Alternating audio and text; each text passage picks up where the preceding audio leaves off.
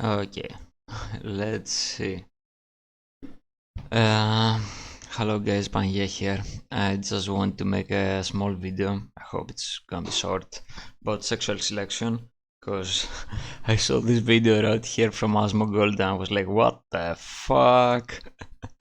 Americans age 18 to 29 who are single, 63% men, 34% women. Okay, this is relevant to all kinds of other stuff that I'm interested in that have to do with economics and how society is collapsing in general. I'm gonna be talking about sexual selection. Sexual selection, first of all, let's clear what sexual selection is. It's the way women, females in general, select for men. In all species, there might be exceptions out there, but I don't know of any. In all species in nature, it's females that do the selecting. Humans are no different. And societal structures and norms and cultures build on top of that. So they're added on top of that basic natural fact. And yeah, the fact that so many more men are single than women shows that there is a massive push towards hypergamy. So women can always find somebody to not be single with unless you're like extremely unhealthy. Men will always be willing to sleep with you. You have to be all have extremely bad genetics or be extremely unhealthy. So these 34% of women which are single are mostly women which don't wanna be in any relationship with any man. And yeah, I will explain why that happens. And you could say that one of the reasons that this is so high of the difference is because some of those women who are not single are dating older men, but I suspect that's a very small percentage. The discrepancy is insane. 34 to 63. The idea that women date older men is it doesn't account for that huge of a discrepancy. Also, you have to keep in mind that women over-report being single, men under-report being single. That's just the way it is. If I had a bunch of one-night stands in the last few years and they ask me when was the last time I was, since when I've been single, I'm gonna count those one-night stands. So it might be like 4 years, and because I had a bunch of one-night stands a couple of years ago, I will say that I've been single for 2 years.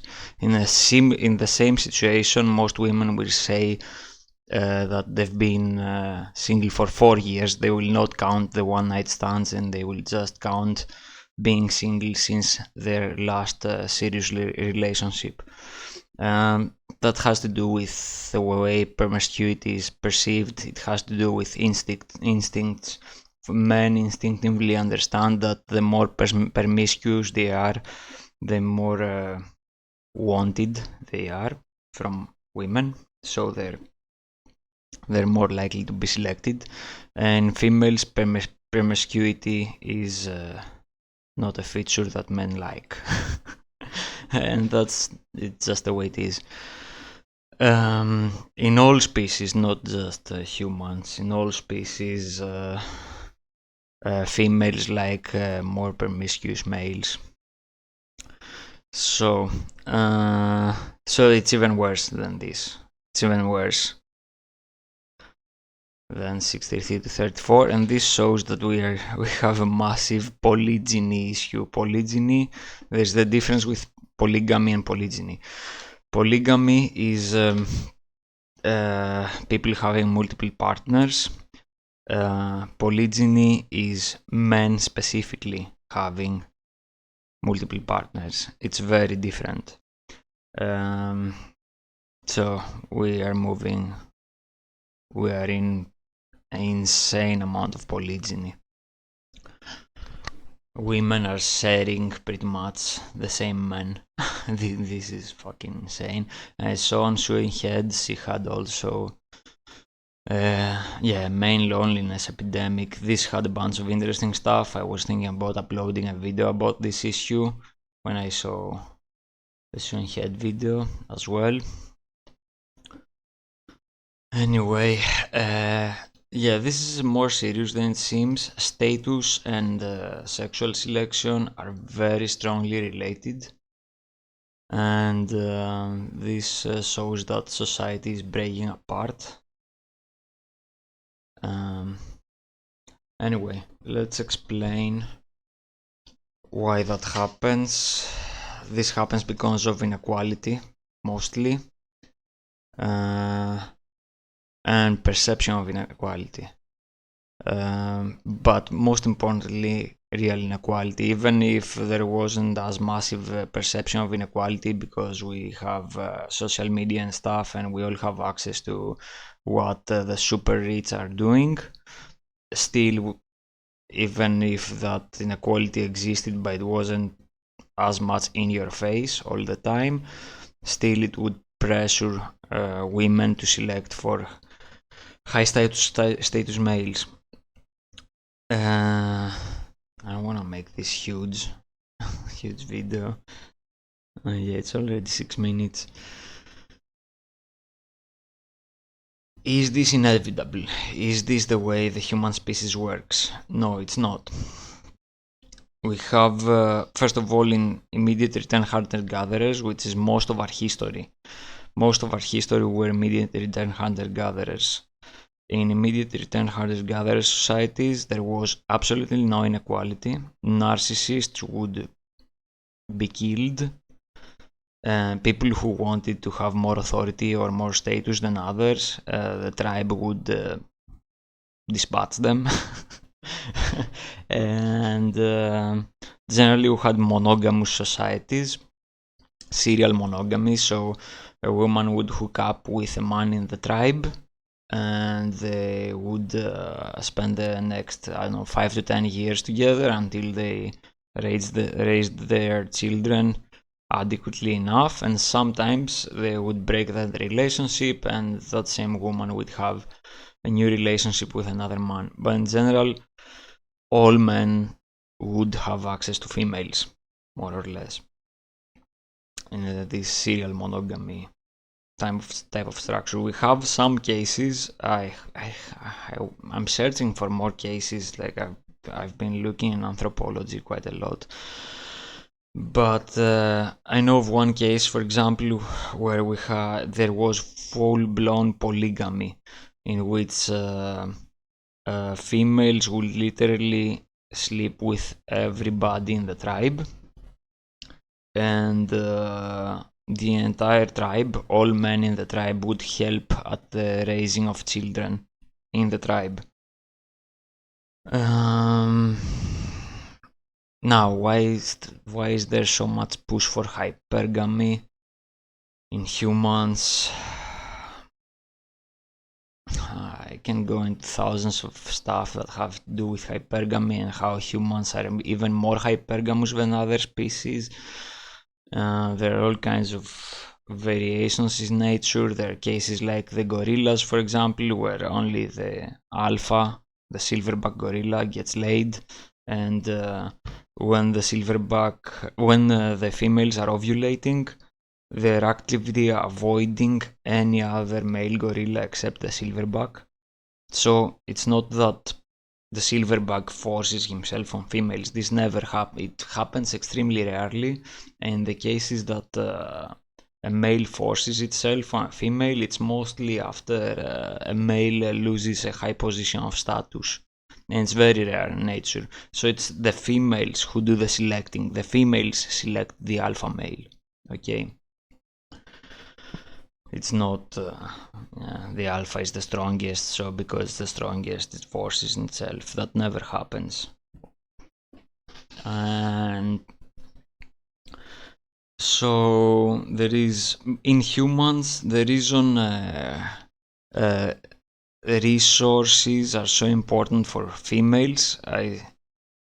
Resources are more important for females than other species because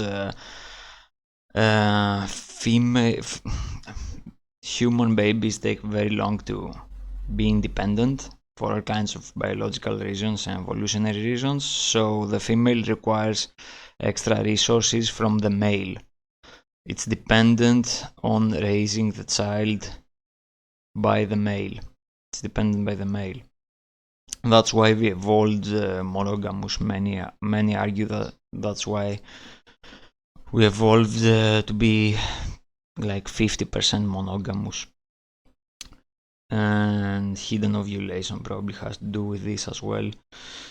Other primates, when they're ovulating, the male knows that they are ovulating when they are in a reproductive period. And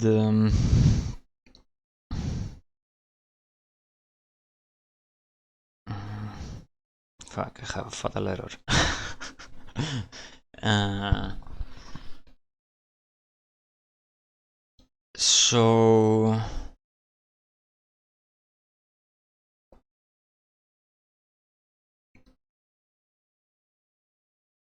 So yeah, we have cases where there is full-blown polygamy, and this happens when there is abundance of resources and isolation. One case that we know of where there was full-blown polygamy was in a case where a human tribe was isolating on an abandoned island in the middle of the ocean. So there were no neighboring tribes, so there was complete security and abundance of resources because there was very good weather in that island. And pretty much females didn't select at all. They were as indiscriminate as males are. They will pretty much fuck anybody. They didn't care. Just like when you pay attention to gay men, right? Gay men are completely indiscriminate. Gay men don't have to deal with women, so they do all kinds of crazy stuff. I mean, if you have any gay friends, ask them about their sexual experiences and the kind of sexual experiences they have on their vacation and shit. Like the super Chad has much fewer sexual experience than the average gay dude. So yeah, if you want this fixed, you need to deal with inequality. I was having a conversation with a relative of mine, much older, and she was telling me, I was like, what a fucking coincidence. Anyway, she was telling me on her own that back in the day, everybody was the same. Everybody was poor in the rural area, and women would be stuck with their parents, so they would go and get married very early, and they didn't care who they were married because, again, from the perspective of males, it sounds weird, but from the female perspective, resources and status is extremely important. In that state where everybody was of the same resources and shit, they didn't care that much, you know. They found the person nice, and that he was from a good family, and good family not in terms of wealth, good family in terms of, you know, nice people, and they would get married. They didn't care. People would get married very early, and it was a way to break out of the old school familiar, you know, get away from your parents pretty much for women. Anyway, but yes, she specifically, this aunt of mine specifically said that everybody was poor, so we didn't give a fuck. It was like really weird that she phrased it this way. Anyway, so yeah. And also there is a lot of women in this video, in the Sewing Head video, Sewing Head points out to a lot of women saying really nasty stuff about men. This is not common in, I mean, the women I know are not misandric. But the women I know don't particularly, hook up with chads. Women who do hook up with chads are the kind of women who read all those extremely anti-male, write all those extremely anti-male comments. Because if you hook up with Chad, it's just Chad has dark traits. He's an asshole, that's why you like him. So you'll end up thinking that all men are assholes, and the kind of men that you don't find attractive, the kind of men who are low status and don't have dark traits, they're pretty much invisible to you. So, and that is not because if inequality was not as high as it is, I should have opened other graphs which show how inequality have skyrocketed. I mean, it's a straight line. If you look at the graph of how inequality increases, it's like a line that goes straight up. In the last like 3-4 decades, it's like a graph that it just goes up there. All the resources are accumulated to 0.1% of the population, and that pushes hypergamy in extremely much. And combine that with social medias, which makes inequality in an implicit level, it makes it completely obvious. So your limbic system finds those patterns extremely obvious. So the average dude is like, a guy who is an 8 is invisible to a woman who is an 8. Guy who is a 5 is invisible to a woman who is a 5. And the girl who is a 5 can easily have a one night stand with a dude who is a 10 or a dude who is a 9 very easily. We men are indiscriminate. We fuck anything that moves. And nice dudes will not do one night stands because you have to deal with all the crying and all the bullshit. You have a one night stand, the girl wants something more from you, you just want the one night stand, so you do it a couple of times and then you stop doing it because you're like, it feels terrible, right? But if you have dark traits and you're an asshole, you don't give a fuck about hurting people's feelings. So and they make so